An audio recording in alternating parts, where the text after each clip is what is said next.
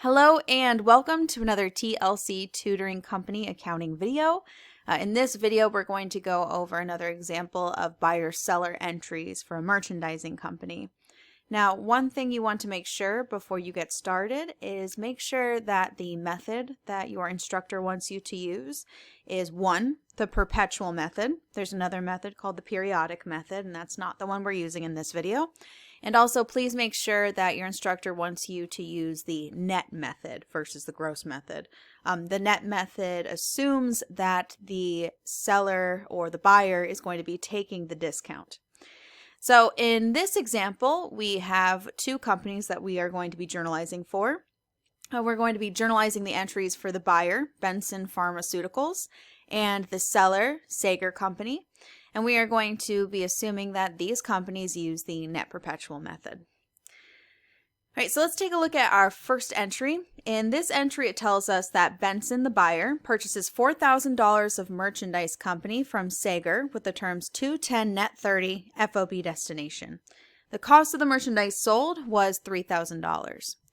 So make sure that if you are attempting this, you are going to our website and pulling up either the Excel file or the Word file so that you can follow along, because that's going to help really reiterate these topics. But as you're working through this, make sure that you're familiar with all of the different terminologies. For example, this problem has some credit terms involved, 210 net 30. So if it does have credit terms, that does mean that this is a sale on account. So we will be receiving cash later in the future. And what these numbers mean is that if the buyer pays for the purchase within 10 days, they're going to get a 2% discount. Regardless, though, the due date for this payment is within 30 days.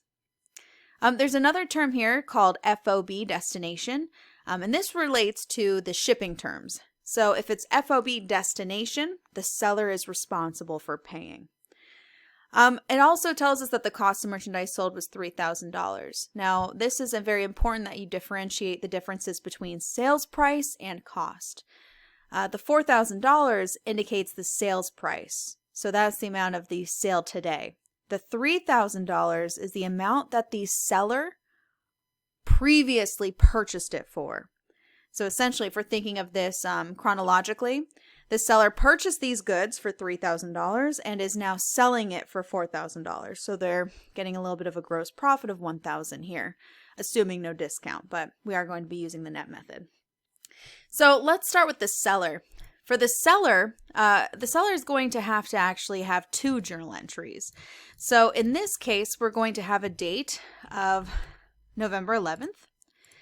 And the seller is going to have one entry for the sale and one entry for the purchase. So let's start with the journal entry for the sale. In this case, since it is a sale on account, the seller is going to have to, one, record accounts receivable, and also two, record the sales. So accounts receivable is an asset. It is an asset that is increasing. And if we take a look at our pregnant Elsie, this little cheat sheet that helps us remember the increases and decreases in accounts, we know that we're going to increase assets by debiting.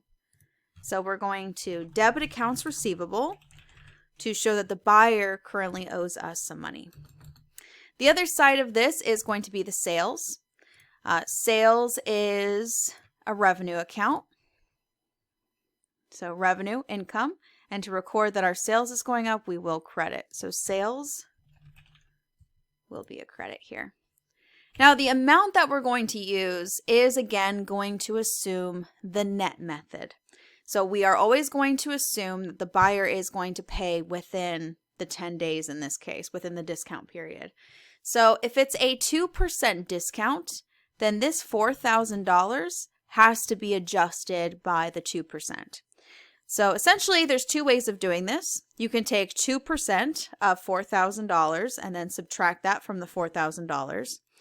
Or what you can do is you can simply say, well, if it's a 2% discount, then the amount remaining would be 98%. So I'm just going to multiply it by 98%.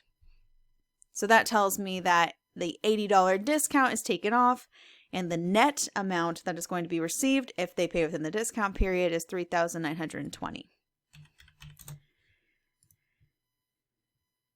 Now, when it comes to the second entry that we're going to have to do, this is the one that focuses on the cost of the merchandise being sold.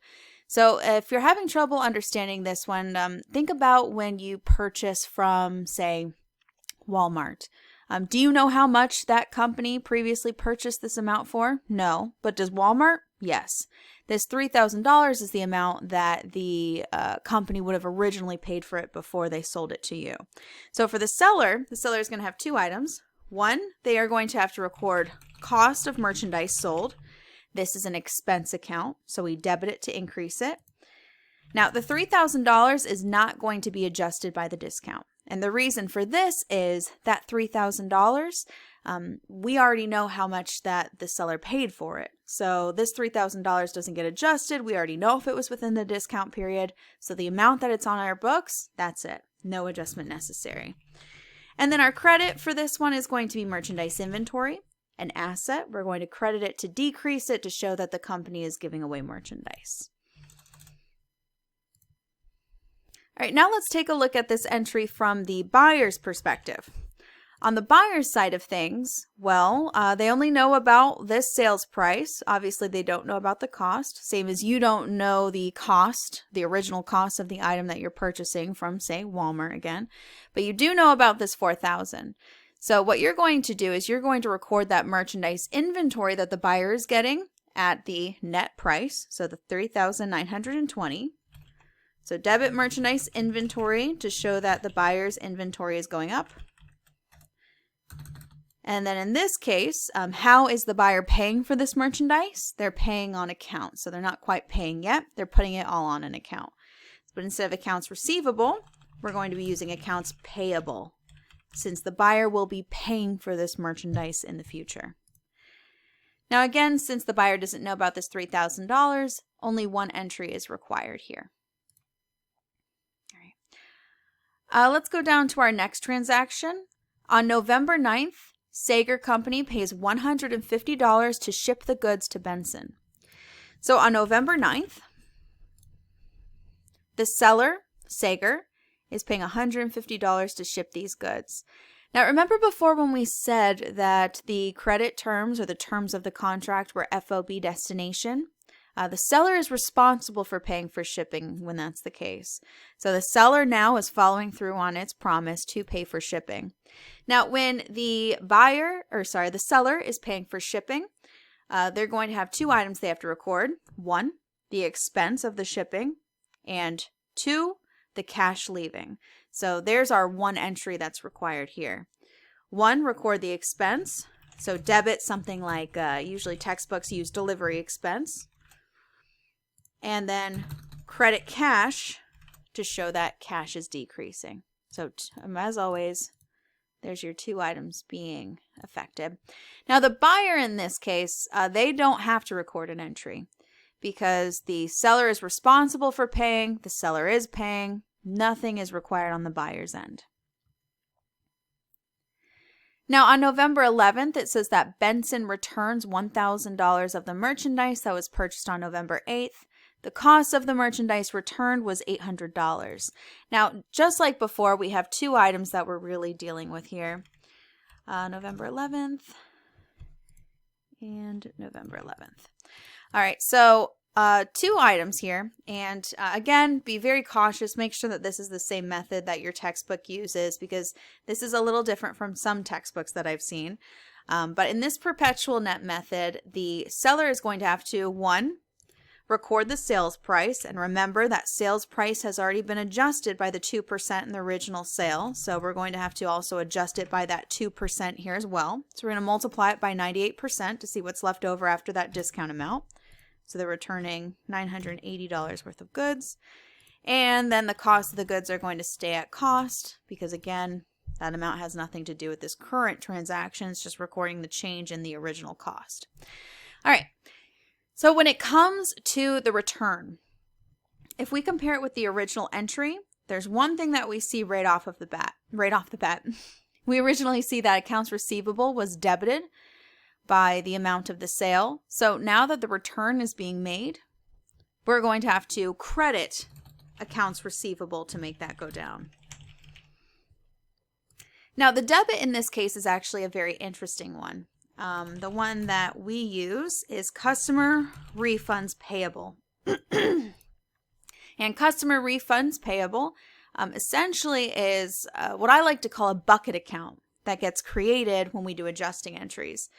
So what we're doing is we're making the assumption that back in the day we decided that the amount of sales that we have are probably not going to be 100% kept. We understood as a business that there's usually a portion of our sales that is returned later. And so what we did is we created this adjusting entry.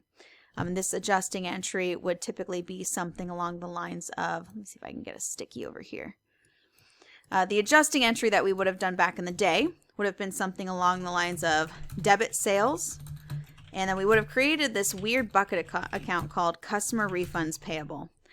And when we do that, we're creating this estimate of what we think we're going to have to refund to our customers.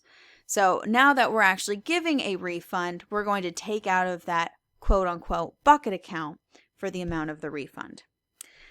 Something kind of similar happens down here when it comes to the cost of the merchandise as well. If we compare it with the original one, well, we are definitely getting our merchandise inventory back. So we're going to debit merchandise inventory. And this is assuming that the merchandise inventory could be resold, so on and so forth. But for our second account, which I guess we'll put that in first, our second account is going to be